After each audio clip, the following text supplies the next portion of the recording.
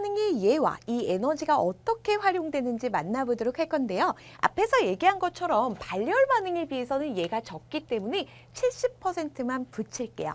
중요한 실험들 같은 경우는 단독적으로 나올 수가 있어. 그런데 대부분의 학교들 같은 경우는 아까 설명한 것처럼 발열 반응과 흡열 반응의 예들이 쭉 나와 있을 거예요. 그리고 에너지 출입이 다른 하나를 고르는 문제가 주를 이루게 될 거예요. 그러니까 전체적으로 얘를 구분할 수 있으면 오늘 수업 잘 들으신 거라고요. 자, 그럼 우리 흡열 반응 다시 한번 정리해 보도록 할게요. 자, 흡열 반응이라는 건 반응 물질이 반응을 하고 나서 생성 물질이 만들어지는 화학 반응이 일어날 때 에너지가 출입한다라고 했죠. 그런데 흡열 반응이라는 건 말 그대로 에너지를 흡수했다는 거야. 자, 주변으로부터요 에너지를 쫙쫙쫙 흡수를 하는 반응, 이것이 흡열 반응이에요. 따라서 주위로부터요 에너지를 흡수했습니다. 그럼 주변의 온도는 어떻게 될까? 선생님이 반응에 참여하는 물질이에요. 생성물이 되겠다고 에너지가 필요해. 주변으로부터 에너지를 흡수했습니다. 주변은요, 나한테 에너지를 빼앗기게 된 거잖아. 그러다 보니까 주변 온도는요, 낮아질 수밖에 없습니다. 라는 거죠. 자, 그럼 흡열 반응, 주변 온도가 낮아진다라고 했어. 어떤 예들이 있는지를 좀 만나보도록 할 건데요. 자, 일단 첫 번째와 두 번째 예는 상당히 쉬워요. 물론 세네 번째도 쉽습니다. 자, 첫 번째가 바로요. 여러분들 2학년 때 배우셨던 광합성이에요. 자, 먼저 여기서 광자가 바로 무엇일까? 빛광자가 되겠죠. 광합성을 할 때는요. 빛에너지를 흡수하게 돼요. 이거는 동물은 못하고 식물만 하는 거죠. 식물이요. 빛에너지를 쫙 받으면서 물과 이산화탄소만 있으면 포도당이라는 양분과 산소를 만들게 돼. 사실 이 광합성이라는 건요. 호흡의 반대 과정이야.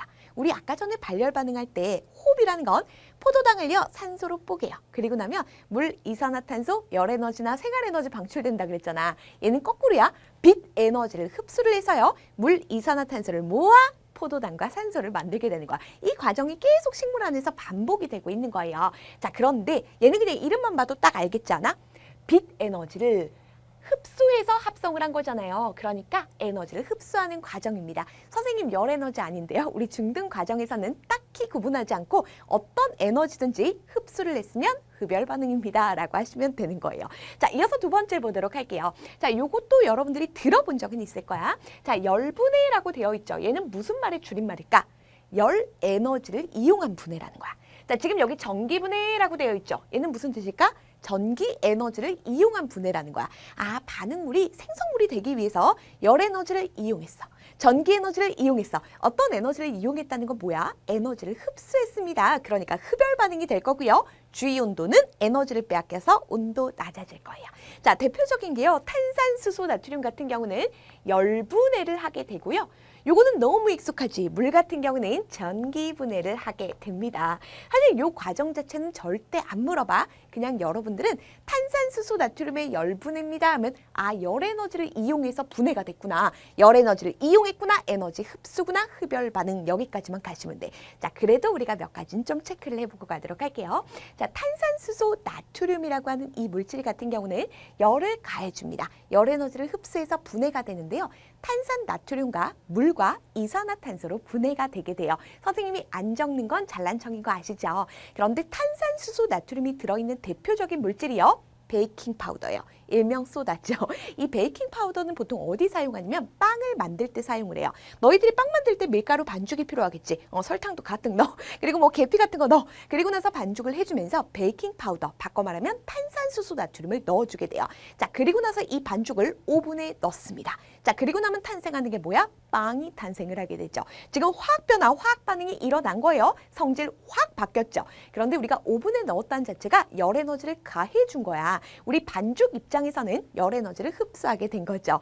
자, 그러면 탄산수소 나트륨이 분해되면서 탄산나트륨 물, 이산화탄소 기체가 발생한단 말이야. 이 기체들이요, 빵 사이사이로 빠져나가. 그래서 빵을 잘라보면 구멍이 숭숭숭 뚫려 있죠.